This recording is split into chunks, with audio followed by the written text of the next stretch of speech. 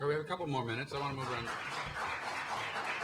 move around the table. You're talking about, what your foreign policy is going to be like, how America engages the world. Great question from the floor.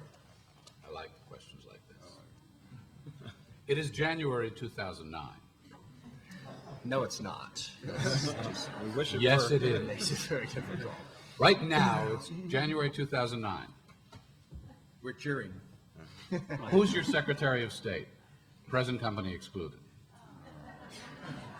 Hey, we're in a position Can't to give not- ourselves jobs. No, not here. They've tried that before. Senator Dodd, who's your Secretary of State?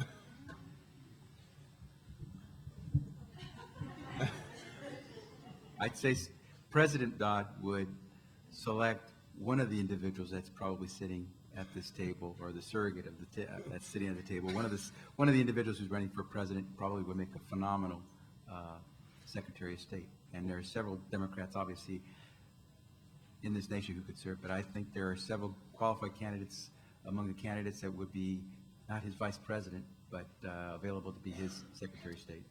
Which candidate would be?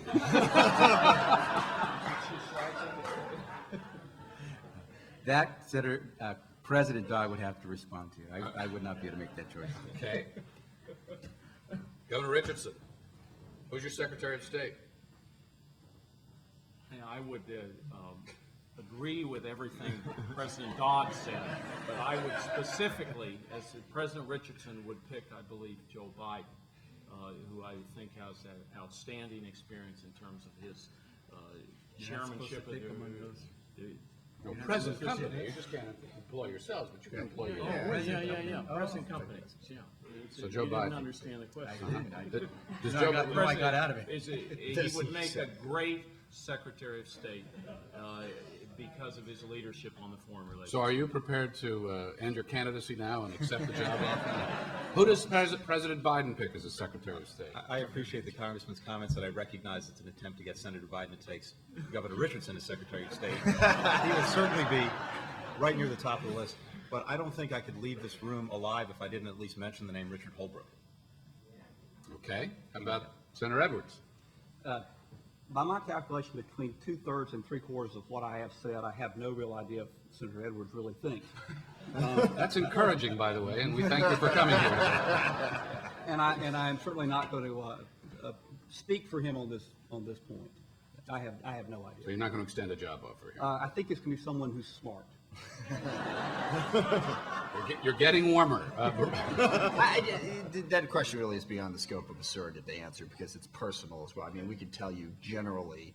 All right, give me 3 personality traits or 3 professional traits that President Obama would want in his Secretary of State. Well, I think the first one would be someone who the rest of the world would feel comfortable with, someone who has a record of engaging with the rest of the world, or someone who the rest of the world likes. I mean, they feel like this is someone they could reach out to.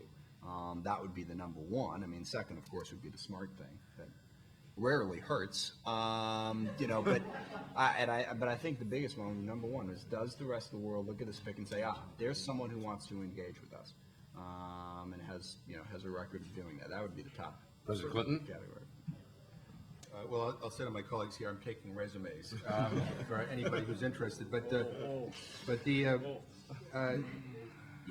look, I don't know, but I would like to think that, and I believe she would pick somebody who's not only smart, who not only is respected by the world community, but who has a proven record of engagement in diplomacy, somebody who can reach out and help solve problems, someone who's willing to think big and boldly. Look, we've had enough of Bush Secretary of States, and we have a lot of damage to repair, and it's a big job. And the Secretary of State in the next administration is going to have the toughest job of any Secretary of State in my lifetime. Frank, could I say one more thing? Very quickly, because then I want to go to wrapping comments, and we've got Doris to. Kern Goodwins wrote about Lincoln and pulling together a team of rivals, and I believe that's a quality that Governor Richardson had, and I think everybody at the table would have a place in his administration on the Democratic side if they wanted it. Let me ask each of you to try to take. Even Gravel? I just want to nail you down. I'm going to decline that. It's beyond my experience there. We can have a YouTube Secretary of State too, and have a whole new kind of thing. 30 seconds each as you reflect on this conversation, and I would like you, for the benefit of this audience and this conversation, to think about this in your sort of 30-second summation on behalf of your candidate. We understand the distinctions between your candidates and the Bush administration. You're happy to point that out, as are your candidates at every opportunity. But this is a discussion about the distinctions of these candidates one from the other, and how your foreign policy and how your engagements and your candidates' engagements would be distinctive or different one from the other. So with that, trying to sharpen in the idea of sharpening your comments, a 30-second summation if I can. Now, Tony, because of your comments at the beginning of the discussion, I will actually give you the option. Would you like to go first or last in this? Oh, I'll be happy to close up, so. All right, fair enough. Let's start at the end. And because I was first in the last question, I'd like to follow Tony. Go right before Tony. Let me let you start us. Go ahead. I think, Frank, it would be fair if you gave those of us who had chance, who were asked to go first quite often, to go last towards the end. Would you like to do that? All right, that's fine. Go ahead, Senator Clinton. I forgot the question now. 30 seconds, closing comment. Look, it's no secret to anyone here. I mean, our standing in the world is at an all-time low. Whether it's the war in Iraq, our inability to want to engage in multilateral agreements, our violation of nuclear non-proliferation agreements, our indifference on global warming, I go on and on and on. But there's no place in this world where there isn't frustration and in some places anger with the United States. We need to rebuild our reputation around the world, sad to say, because it is in our national security interest. It is our economic interest to do that as well. Senator Clinton, who has traveled all around the world as First Lady, as United States Senator, who is a popular figure in almost every country in this world, when she becomes president, can instantly hit the ground running.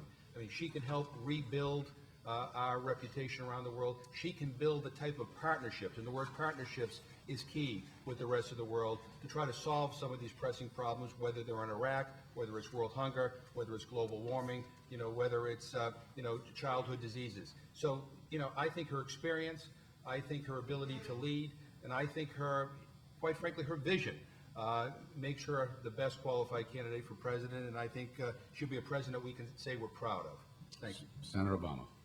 Thank you. Well, certainly, as I said earlier, I think Senator Obama's wisdom, as displayed in his comments, not just on the Iraq War back in 2002, but on many, many other issues, distinguish him as someone who has thought about world affairs in a very complicated way and is wise about where to go forward with them. I also think his diverse background helps in terms of appealing to the rest of the world. But more than anything, Senator Obama offers us the cleanest break from the past. If this campaign is going to be about the future and about change, then we want someone who is most future-oriented and offers us that cleanest break, who wasn't involved in all of those battles necessarily, who can look forward without the baggage of the past on a number of different areas and say, hey, we're going in a new direction. This is a new day for America. We're going to reach out to the rest of the world and offer change in a new direction. I think Senator Obama's in the best position to do that by far.